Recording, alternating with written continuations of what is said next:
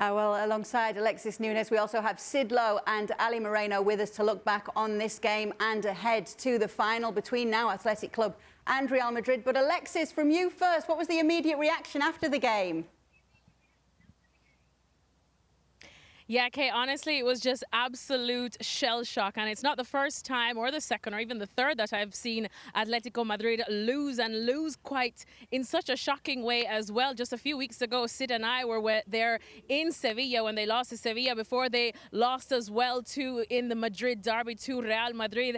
And those were comfortable losses, I would say. And afterwards, it just kind of felt like a funeral procession. But tonight was very different. They seemed so frustrated and shell shocked, almost like they couldn't believe what had happened and that they didn't even have the answers afterwards. I mean, I spoke to Jan Oblak, I also spoke to Yannick Carrasco, and they kind of just kept saying they really don't know what went wrong. It all happened so fast, but they're looking back at it and it's just little details here and there that they keep losing. And as Oblak said, they need to wake up. And look, they've needed to wake up for some time now. And that's the frustrating part. There were a ton of fans here today that were all cheering for Atletico Madrid. I think there was a small section actually cheering for Athletic Club, and that was actually led by Iñaki and Nico Williams' mothers that just came over.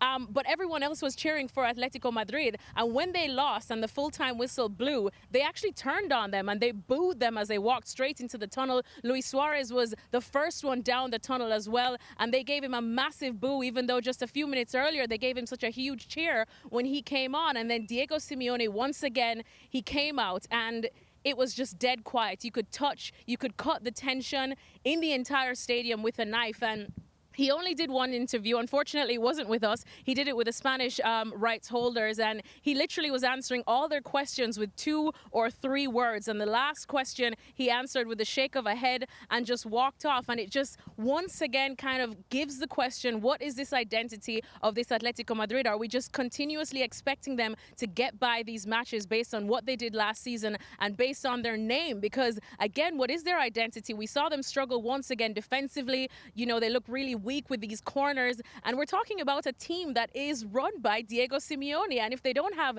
a strong defensive identity, especially now after losing Kieran Trippier, it's almost like, what do they have? And looking at Diego Simeone's body language as well, even he didn't have the answers after a loss like tonight, and that begs to us to kind of question now going forward, what is next for this Atletico Madrid? Because right now it doesn't look like anyone on the team in terms of players or even their manager really knows. It's a good question that Alexis poses there, Ali. What is next for them? What's wrong with Atleti?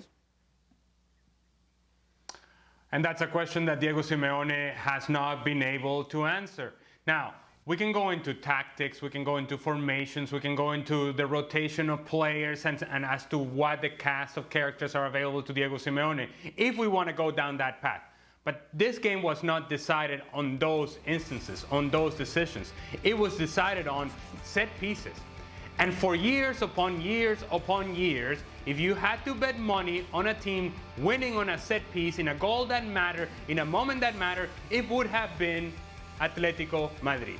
And now what we find from this team is that they're unable to defend set pieces. It wasn't just the goals. The save that Jan Oblak has to make is Íñigo Martínez showing a desire to get to the ball ahead of everybody else in Atletico Madrid. And that is a word that I'm going to go back to, desire from Atletico Madrid. When this team has been at their best, there's been a hunger, a desire, an intensity, an energy, an urgency about this group. You don't see any of that, and no better example or worse example from the perspective of Atletico Madrid than in defending set pieces. You're winning 1-0. You haven't played great, but you're winning 1-0. And you allow goals from set pieces, and you allow to be dominated time and time again from set pieces. That part right there says a lot about Atletico Madrid, and it goes far beyond tactics and personnel available on the field. Yeah, Sid, you'd say that Simeone's Atleti don't look like Simeone's Atleti right now. That's exactly it, isn't it? And Ali, I think, has put the nail on the head there, that this is what's so striking about Atletico Madrid, is that the things that they are getting wrong are the things that traditionally they got so right. And that tells us something about an issue that we've talked about for a lot of this season, if you like, the evolution in identity, the sense that maybe the things that the manager wants or the things that the manager sees is not entirely shared by the players, that sense of common cause isn't there anymore. And all of this can perhaps simplifying, I realise that we're simplifying too much to say this, but I almost wonder if, in a way, perhaps the big problem that Atletico Madrid have got right now is that they're league champions.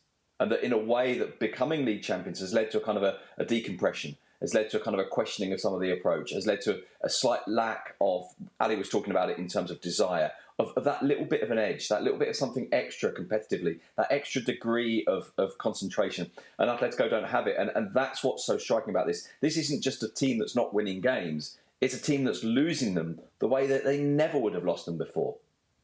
It's not the Atleti, the force that we're used to, is it? It's really odd and difficult to explain quite clearly. Listen, and here's the thing with me. We've been speaking about Diego Simeone and this Atletico Madrid team and how negative they can be at times, but then when needed, how good their football is. We were talking about that recently with Villarreal and how they came from behind and how good their football was when he had all his attacking players on the park and deserved that point for their football at the very least in the last 30 minutes, where the first hour was pragmatic, for want of a better word. The second was more on the front foot, more attack-minded, more pleasing to the eye. He starts a very attacking lineup here against Bilbao in the final. And the thing for me, for as good as their football was in the for the front hour, that last half an hour was everything that Diego Simeone's Atletico Madrid has not been. And you cannot put that down to having attacking players on the park, because Bilbao's greatest threat came from set pieces. And that's just about organization. That's just about who wants to pick up their spaces or their man, or however you decide to defend those set pieces, however you decide to position and place responsibility, who takes that on.